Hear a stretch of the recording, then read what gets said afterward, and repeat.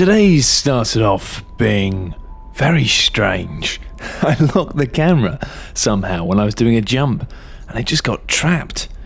And I was just running around for ages. It was quite attractive looking at myself from another perspective, but eventually I managed to make my way back to the good old bonfire and fix it up real nice. But welcome back to Lavaland, population me. I spent quite a lot of time just roaming around this area, looking for things, collecting all the nice things. I like this area. I like the idea. A big castle made of metal that was so heavy it broke down into the earth and caused all this lava to erupt up. It's a cool idea. It's very cool. But lava's obviously quite dangerous, as I discovered when repeatedly trying to just do a little short dash, just a little bit of a lava dash to try and get this item. No, died a couple of times before I realised that was just plain old bad idea. New mystery of the day. What the piss are these things about? Found the funny little Pharos Lockstone faces. Very fond of them, back from my old rat bro days. And this one in particular, it fills up kind of a little paddling pool with ominous, misty grey liquid, and then it plays this fantastically strange and ominous sound as if to go, "Oh, you've done something," but I've no idea what the piss I've done. And having now murdered Captain Smelty Bastard and used a homeward bone to just go right all the way home, mainly because of the fact that I was being watched playing Dark Souls 2 and I felt I had to switch it off and do something else, which is fair. But then when I went back to try and find out what was past the Smelty Demon, I came up against a little bit of a surprise. It's this chap, it's the Pursuer, which was not a nice surprise, mainly because I'd forgotten how to fight him. And I spent quite a good chunk of time just running all the way back from the fireplace on fire just below the fire bridge, and then running all the way over to the Pursuer, trying to fight him, getting killed, until eventually I realised two things. I realised, one, if I just dashed past him and up the stairs, there was another bonfire right next to him, and two, the Pursuer isn't actually very hard. And the reason I was getting really biffed up by him is because I've forgotten. I've done that classic Dark Souls thing of being so used to roaming around with my big sword and shield combo that actually, no, blocking him is a waste of time. It's all about timing those roll dodges. And as soon as I started doing that, got the guy nailed quite quickly. Lovely, lovely ring, more damage, bonus, goody loot. And excitingly, this got me the thing I was talking about last time. The little magical rock that allows me to finally start imbuing weapons with magical properties. But it's just a bit of a... I feel really flippant and stupid. Like a child in a sweet shop that's been given 50 quid. In the fact that I basically just got so excited about being able to make an elemental weapon that I turned my weapon elemental and then realised that actually it did less damage, so turned it back, which was dim. And actually this disappointment at not being able to have a magical weapon as I planned to do so led me to later on, after finding the lovely Zweihander, a classic two-handed sword if ever I have heard of one, I decided to level that up to level 10 and make it all lightning-y, just because I really wanted a magical weapon. Please, Dad, can I have a magical weapon? Yeah, you can, but not until you finish your tea. Thanks, Dad! Anyway, I spent a lot of today just messing around in this room full of kind of platforms that fall down and big turtley knights and big bow and arrow knights and flames and fire and all that gubbins. Not because it was a very difficult room, just because it was a room which took quite a lot of time to get through. You know, those levers, switches, and those arrows from a distance really are a big old pain in the dick. But then it was time for me to discover the Mini Man, and he's obsessed with ringing a bell. And it turned out there's a brand new covenant here. The Bell Keepers. Now this kind of covenant is right up my street, because basically the way it works is that you've got to you get summoned in whenever somebody's trying to ring the bell, and then you have to go and basically murder them. Good times. That's exactly the sort of thing I like. But no, I thought first of all, just to, because I felt like a bit of a rat bastard with the old rat thing, so I thought just to make it fair, before I will engage in this, I will actually do it. So I actually did it properly, and I went through and I got people summoned in and I killed them and I made it through. And after I'd done that once, yeah, I then spent quite a good chunk of the day murdering people who were trying to get through the bell tower area. And this was wonderfully horrible, just because it's so much more open than the rat bastard layer that I had before. It meant that if I was losing a fight, I'd just run away and stand on the roof and fire arrows at them. And then, you know, it was like, well, mate, you've got to get past me at some point. And also, what's lovely about this is more people get summoned in. So it's like, well, you can either come and fight me up here, or if you don't, then someone else is going to get summoned in, and then we're both going to kill you. So yeah, lots of evil-related fun to be had there. But I did have to take the ring off after about half an hour because I was getting summoned there very, very often. Although the upshot of this was, because you keep getting summoned so often, I kind of made a friend.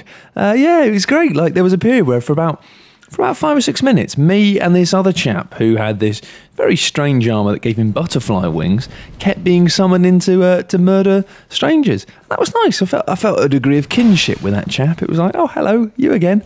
You know, after we killed them, we'd wave to each other. It was nice. You know, I guess it's like, you know, when you see someone from around local in the shop, you know, you don't know who they are, but, you know, you might, at the checkout, when you're leaving, you might go, oh, hello, just, you know, because you've seen them about. So it's nice to know that even when you are an unnecessarily evil bastard, there's still a sense of community to that. This area did get a little bit flaky when it came to putting me in kind of, you know, steel-plated corridors and cages covered in spikes. Felt a bit like I'd been transported into mid-1990s wrestling world rather than Dark Souls 2. But of course there was a wonderful treat at the end of it in the form of this bastard. Yeah, it's the old king apparently, who is now a big fiery bastard. Yeah, not keen on him. He doesn't strike me as being terribly hard. I just keep messing up the dodge timing. I know when I need to dodge. I just keep pressing it a bit too early. On the up though, look at this, right? It's a bloody cow. There's just a giant cow. I was in that a minute ago. Now I'm not, but I'm just looking at it.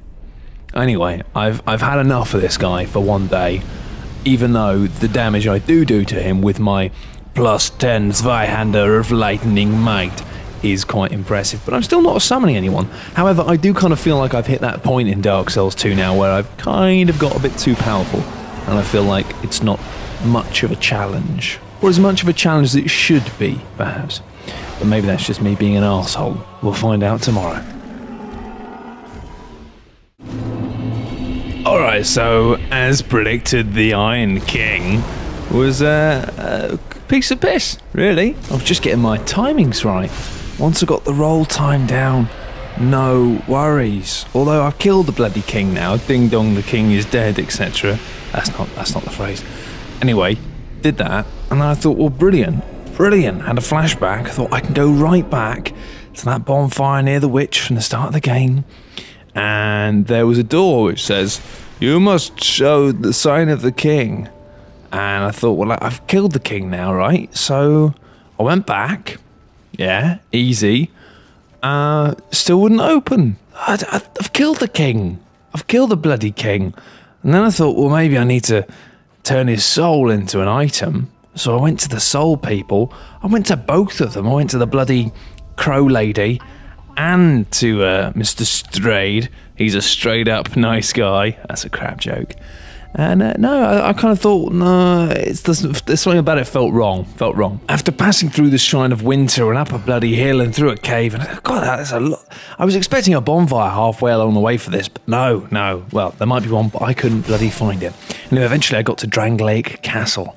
And that lady, the Herald, Crimson Herald, Emerald Herald, Sonic and the Seven Emeralds Herald, she's there. I don't really trust her.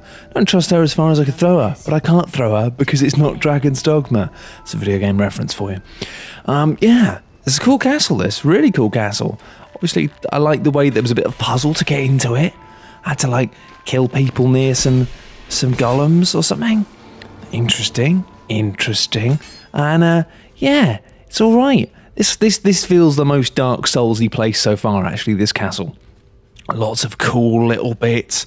I freaked the fuck out when I walked into a room that was full of, like, masks on the walls. For good reason, it was dangerous. I freaked the fuck out when I then went up the stairs and there were 3 dudes coming at me, and I ran back into the room, which was full of the masks, and that almost killed me. Some good times, you know. I feel like there's variety here, and also very evident danger. I enjoy it. Even the fact there's a giant bloody painting on the wall made me think, I'm going to go and stand next to that painting, see if I can go into it like I could in Dark Souls. No, it's cursed. It's a cursed painting. Stay away from it. Very cool. Very cool.